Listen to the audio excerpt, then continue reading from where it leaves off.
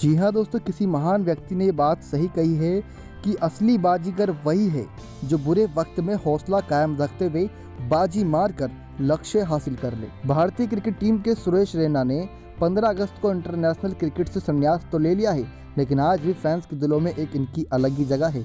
उन्होंने अपने करियर के दौरान भारत के लिए मुश्किल समय में कई अहम पारियां खेली हैं जो भारत देश कभी नहीं भुला सकते, क्योंकि इनकी पहचान ही ऐसी बन गई है। हालांकि यहां तक पहुंचने का सफ़र उनके लिए आसान नहीं रहा।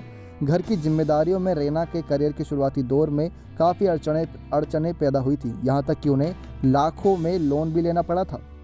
रैना ने साल 2016 में बात का खुलासा किया था कि उन्होंने जब खेलना शुरू किया तो वो बहुत डरे हुए थे, नर्वस थे, क्योंकि घर बनाने के लिए 80 लाख का लोन लिया हुआ था। रैना ने खुलासा किया कि आईपीएल रैना की ज़िंदगी में दूसरा टर्निंग पॉइंट साबित हुआ। बता दें दोस्तों, उन्होंने ये बात बताई थी कि उनके घुटने में चोट आ गई और फिर सर्जरी करवानी पड़ी। रैना का कहना था कि मैं अपने करियर को लेकर काफ़ी डरा हुआ था, मेरे ऊपर 80 लाख रुपए का हाउस लोन भी था, लेकिन आईपीएल ने मेरी ज़िंदगी बदल दी। रैना की ज़िंदगी भी आसान नहीं रही।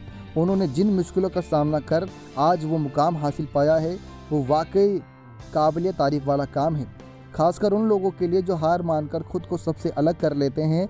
रैना का भी वो दौर आया था जब उन्होंने अपनी ही जान लेने के बारे में सोचा था। जी हाँ, करीब 4 साल पहले रैना ने खुलासा किया था कि वो एक बार इतने परेशान हो गए थे कि अपनी ही जान लेना चाहते थे। रैना ने बताया था कि 13 साल के थे और लखनऊ स्पोर्ट्स हॉस्टल में खेल रहे थे। उस समय वह अपनी ही जान लेने के बारे में सोच रहे थे, क्योंकि सीनियर उन्हें बेहद तंग करते थे, रैगिंग करते थे। रैना की कोच के साथ अच्छी जमती थी इस वजह से, इसलिए बाकी खिलाड़ी उनसे जलते थे। हॉस्टल में जो खिलाड़ी रहते थे उनका मकसद 4 साल यहाँ अब प्रैक्टिस करने के बाद सर्टिफिकेट्स के आधार पर सरकारी नौकरी पाने का था, लेकिन रैना का सपना कुछ और ही था। रैना अच्छा क्रिकेट खेलते थे और इसी वजह से लोग उनसे जलते थे। रैना ने बताया था कि कई बार दूध की बाल्टी में घास डाल दिया जाता था, सर्द रात में उनमें 3 बजे उन पर ठंडा पानी डाल दिया जाता था। रैना का कहना था कि वो दूध को चीनी से छानकर पीते थे, चुन्नी से छानकर पीते थे।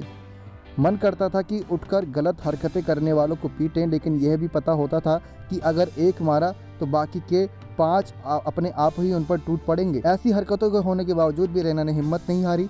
आज इस मुकाम पर है कि 80 लाख का लोन वो चाहे तो एक दिन में आसानी से चुका सकते हैं, लेकिन दोस्तों जब आईपीएल में उनकी बोली करोड़ों में लगी तो वो उन्होंने करके भी दिखाया था। नेक्स्ट 9 लाइव की रिपोर्ट।